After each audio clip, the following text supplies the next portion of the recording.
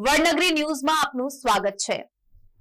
Bogus દસ્તાવેજો આધારિત ₹1.97 કરોડની હોમ લોન કૌભાંડમાં ક્રાઇમ બ્રાન્ચે મહિલા આરોપીની ધરપકડ કરી। વડોદરા શહેરના ઇલોરા પાર્ક વિસ્તારમાં આવેલી સ્ટેટ બેંક ઓફ ઇન્ડિયાની retail assets central processing centre શાખામાં બોગસ દસ્તાવેજો મૂકીને ₹1.97 કરોડની હોમ લોન મેળવવાના કૌભાંડમાં ક્રાઇમ બ્રાન્ચે એક મહિલાની ધરપકડ કરી છે।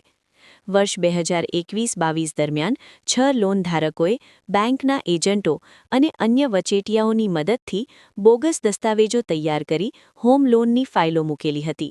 નોકરી કરતી કંપનીઓ ખોટી દર્શાવી લોન મંજૂર કરાવવામાં આવી હતી। આ કૌભાંડ બહાર આવતા 4 મહિના અગાઉ ગોરવા પોલીસ સ્ટેશનમાં ફરિયાદ નોંધવામાં આવી હતી। તપાસમાં ખુલ્યું હતું કે મળતિયાઓ દ્વારા bogus appointment letter, I card, પગાર સ્લિપ, ઇન્કમ ટેક્સનું ફોર્મ 16 તેમજ બેંક સ્ટેટમેન્ટ જેવા તમામ દસ્તાવેજો તૈયાર કરી લોન માંગનારાઓને આપવામાં આવ્યા હતા। આ મામલે કુલ 16 આરોપીઓ સામે ગુનો નોંધાયો છે। ઉપરોક્ત કૌભાંડમાં ₹13.50 લાખની લોન માટે ફાઇલ મૂકનાર શંપા મિહિરભાઈ ચેટર્જી, રહેવાસી હરિઓમ નગર સોસાયટી, બીલ રોડ, વડોદરા તથા સ્ટાર રેસિડેન્સી વાસણા હાલ ન્યૂ અલકાપુરીના આકાશ અપાર્ટમેન્ટ ખાતે હોવાનું જાણવા મળતા ક્રાઇમ બ્રાન્ચની ટીમ મહિલા પોલીસ સાથે ત્યાં પહોંચી અને મહિલાની ધરપકડ કરી હતી।